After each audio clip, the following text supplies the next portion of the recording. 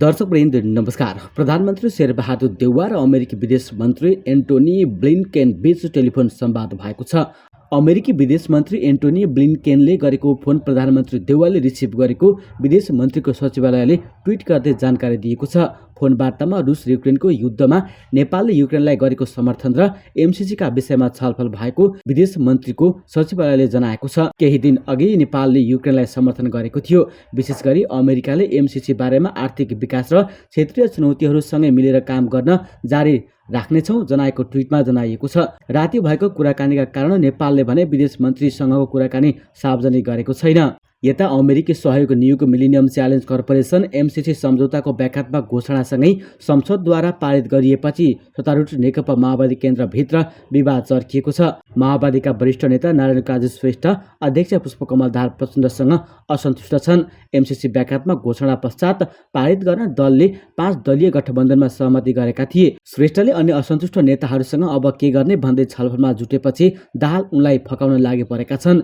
MCC सम्झौता अनुमोदनको विषयलाई लिएर माओवादी पार्टीमा विवाद चर्कदै गएपछि श्रेष्ठले नयाँ पार्टी गठन गर्ने चर्चा समेत भइरहेको छ। अध्यक्ष प्रचण्ड मङ्गलबार श्रेष्ठलाई फकाउन हात्तीबनस्थित उनको निवास पुगेका थिए। प्रचण्ड र श्रेष्ठ बीचको भेटपछि प्रचण्डका स्वकीय सचिव रमेश मल्लले पार्टीमा कोही कसैप्रति असहिष्णु र अमर्यादित नहुन आग्रह गरेको बताए। प्रचण्डको सचिवालयले पार्टीभित्रको असहमति पार्टीभित्रै दर्ज गर्नु उपयुक्त हुने धारणा सार्वजनिक गरेको छ।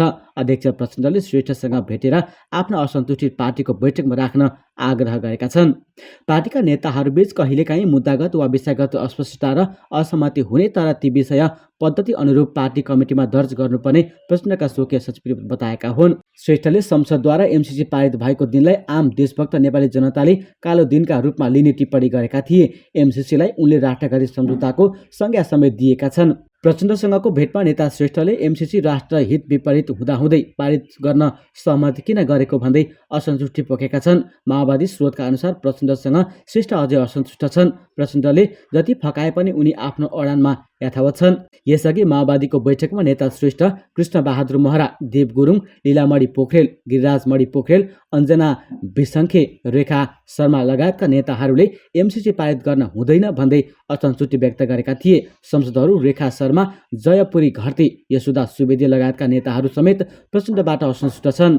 सोमबार काठमाडौँमा आयोजित एक कार्यक्रमलाई सम्बोधन गर्दै अध्यक्ष प्रचण्डले श्रेष्ठतर्फ इङ्गित गर्दै एमसिसीको विरोध गरेर सबै कार्यकर्ता र जनता आफूतिर आउँछन् भन्ने नठान्न भनेका थिए। वामदेव गौतम जसरी पार्टी छाडेर गए पनि आफूले रोक्न नसक्ने टिप्पणी प्रचण्डले गरेका थिए। उनले घुमाउरो भाषामा असन्तुष्टि पार्टी बाहिरै पोखेको भन्दै पार्टी छोडेर गए पनि नरोक्ने बताएका थिए। उता चीनले नेपालको संसदबाट आइतबार अनुमोदन भएको अमेरिकी सहायता परियोजना मिलेनियम च्यालेन्ज कर्पोरेसन एमसिसी सम्झौता बारे टिप्पणी गरेको छ।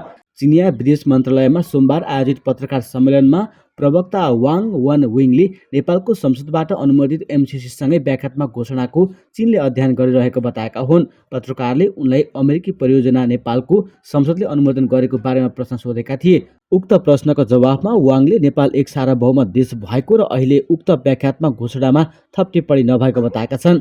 चीनले नेपाली जनतालाई स्वाधीन रूपमा विकासको बाटो छनौट गर्न निरन्तर समर्थन दिने भन्दै प्रवक्ता वाङले एमसिसी भन्दा नेपालकै संविधान माथि हुने पनि विश्वास लिएको उल्लेख गरेका छन्। अन्तर्राष्ट्रिय विकास र सहकार्यले पारस्परिक समानता र समानताको सिद्धान्तको पालना गर्नुपर्ने, सम्बन्धित मुलुकको सार्वभौमिकता र जनताको इच्छालाई सम्मान गर्नुपर्ने उनको टिप्पणी थियो। अरू मुलुकको आन्तरिक मामिलामा हस्तक्षेप गर्न नहुने र आफ्नो हितका लागि अरू मुलुकको सार्वभौमिकता र हितलाई हानि नपुर्याउनु पर्ने कुरामा पनि चीनले धेरै पटक जोड दिँदै आएको बताएका छन्। आइतबार मात्र नेपालको संसदले एमसिसी व्याख्यात्मक घोषणासहित अनुमोदन गरेको थियो। एमसिसी सम्झौतामा केही अस्पष्टता भने रहेको बुझिएको छ। मिलेनियम च्यालेन्ज कर्पोरेसन एमसिसीको कम्प्याक्ट सम्झौता अनुमोदन भएसँगै अब आयोजना कार्यान्वयनको तयारी सघाउने ढोका खुलेको छ। एमसिसी अन्तर्गत अमेरिकाले नेपालमा सडक मर्मतका नयाँ प्रविधि हस्तान्तरण गर्दैछ। एमसिसी अन्तर्गत पूर्व पश्चिम राजमार्गको एउटा खण्डमा फुल डेप्थ रिक्सलेमेसन र सुपेरियर फर्मिङ पेभमेन्ट सुपरभेभ प्रविधि नेपालमा पहिलो पटक प्रयोग हुनेछ। मिलेनियम च्यालेन्ज अकाउन्ट नेपाल विकास समिति एमसिए नेपालका अनुसार सडकको खराब अवस्था, न्यून प्रभावशाली ढुवानी सेवा तथा अपर्याप्त सडकका कारण नेपालको व्यापार व्यवसायले उच्च लागत खर्च बेहोर्नु परेको छ। नियमित सडक मर्मत सम्भारका लागि पर्याप्त स्रोत उपलब्ध नभएर समस्या छ भने यसका लागि प्रयोग गरिने विधि पनि राम्रा अन्तर्राष्ट्रिय अभ्यास अनुरूप छैनन्। त्यसै कारण अधिकांश सडक र राजमार्गको अवस्था गतिलो छैन। कालोपत्रे गर्न साथ उब्किने, चर्किने, ढिस्को उड्ने लगायत समस्या देखिन्छन्। कालोपत्रे नटिक्ने समस्याले सडकको कन्त बिजोक हुँदा दुर्घटना पनि बढ्दो छ। कालोपत्रे गरिएकै सडकहरू सुरक्षाका हिसाबबाट कमजोर छन्, जसले करोडौँ लगानी खेर गइरहेको छ। एमसिसी अन्तर्गतको कम्प्याक्ट कार्यक्रम अन्तर्गत यस्ता समस्या देखिएका सडकलाई मर्मत गर्न एफडिआर प्रविधि ल्याउन लागि हो। दाङको भालबाङदेखि बाँकेको सीमा शिव खोलासम्म 77 किलोमिटर सडकको मर्मत सुधार नयाँ प्रविधि मार्फत गर्ने योजना बनिसकेको छ। एमसिए नेपालका कार्यकारी निर्देशक खड्कबहादुर विष्टका अनुसार अहिले यो सडक खण्डमा अध्ययनको काम भइरहेको छ। उनका अनुसार यो खण्डबाट सुरु हुने एफडिआर प्रविधि प्रयोग भविष्यमा सडक विभागले अन्यत्र पनि प्रयोग गर्न सक्नेछ। त्यसलाई सडक विभागले नयाँ प्रविधिको सिकाइका रूपमा ग्रहण गर्ने भौतिक पूर्वाधार तथा यातायात मन्त्रालयका सहसचिव तथा एमसिए नेपालका सञ्चालक समिति सदस्य केशव कुमार शर्मा बताउँछन्। सडकको अस्फाल्ट, कालोपत्रे र अस्फाल्ट मुनिको बेसकोर्स, रोडा र माटो सहितको तल्लो आधार तह सहित सबै निकालेर त्यसमा नयाँ अस्फाल्ट र अन्य रसायनहरू थप गरी सडकलाई पुनः कालोपत्रे गर्ने प्रविधि हो फुल डेथ रिसाइक्लिङ। यो प्रविधिमा कमजोर बनेको कालोपत्रे सडकको तल्लो भागदेखि नै जोतेर सबै थरी मिक्स मुस्ने गरिन्छ। त्यसमा नयाँ गिटी र बिटुमिनका साथमा रसायनहरू पनि राख्नुपर्छ। त्यसलाई सोही ठाउँमा रसायन सिमेन्टहरू राखेर समाइन्छ र रोलर मेसिन लगाइन्छ। तर यस प्रविधि मार्फत कालोपत्रे हुने सडकको सतह मात्र नभई गहिराईसम्म पुनर्निर्माण हुन्छ। त्यसैले यसले सडकमा उबट खाबट हुने अहिलेको समस्या हटाउने दावी सरकारी अधिकारीले गरेको छन्। सवारी बढी चाप पर्ने, उकालो, ओह्रालो र चिसोका कारण दलदल हुने क्षेत्रमा सिमेन्ट स्टाबिलिटी प्रविधि पनि अपनाइन्छ। सडकको तल्लो भागमा सिमेन्ट हालेर माटोलाई स्थायी बनाउन यसले मद्दत पुर्याउँछ। त्यसबाट सडकको आयु बढ्ने भएकोले पटक पटक मर्मत गर्ने झन्झट कम हुन्छ। यसलाई वातावरणीय र आर्थिक दृष्टिकोणबाट पनि उपयुक्त मानिन्छ। पुराना सामग्री प्रयोग गरेर सडक मर्मत हुने भएकोले यो नेपालको लागि उपयुक्त हुने सरकारको दाबी छ। अस्फाल्ट जति पुरानो भयो त्यति नै बलियो हुने दाबी केही विशेषज्ञको छ। यस प्रविधिमा इन्धनको खपत कम हुन्छ र हानिकारक हरितगृह ग्यासको उत्सर्जन पनि कम हुन्छ। एमसिसी अन्तर्गत सडक आयोजनाका लागि 5 करोड 22 लाख अमेरिकी डलरको खर्च हुनेछ। यो एमसिसीकै 315 किलोमिटरको प्रसारण लाइन बाहेक छुट्टै आयोजना हो।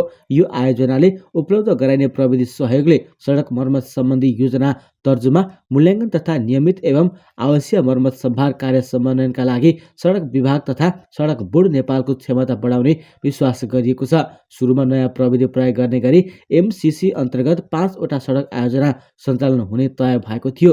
तर सवारीको कम चाप भएका सडकमा यो प्रविधि प्रयोग गर्न उपयुक्त नहुने निष्कर्ष निकालेर पूर्व पश्चिम राजमार्गमै प्रयोग गर्न लागि हो। यो नयाँ प्रविधिले सवारीको चाप बढी भएका ठाउँ र काम गर्न सजिलो हुने पनि बताइएको छ। आयोजना सञ्चालनका लागि जग्गा प्राप्ति, वातावरणीय प्रभाव मूल्याङ्कन, रुख कटान र ठेक्का लगाउने लगायतको काम बाँकी छ। एमसिए नेपालका अनुसार अन्तर्राष्ट्रिय प्राविधिक, वातावरणीय तथा सामाजिक मापदण्डहरू राम्रा अभ्यासका लागि पनि ध्यानमा राखेर सडक मर्मत आयोजना सञ्चालन हुने बताइएको छ। उता उत्तरी छिमेकी चीनले नेपालको संसदबाट आइतबार अमेरिकी सहायता परियोजना एमसिसी पारित भएपछि प्रतिक्रिया दिएको छ। चिनिया विदेश मन्त्रालयमा सोमबार आयोजित पत्रकार सम्मेलनमा प्रवक्ता वाङ वेनविङले नेपालको संसदबाट पारित एमसिसीसँगै व्याख्यात्मक घोषणाको अध्ययन भइरहेको जनाएका छन्। चीनले नेपाली जनतालाई स्वाधीन रूपमा विकासको बाटो छनौट गर्न निरन्तर समर्थन दिने बताउँदै प्रवक्ताले एमसिसी भन्दा नेपालकै संविधान माथि हुने पनि विश्वास लिएको छ।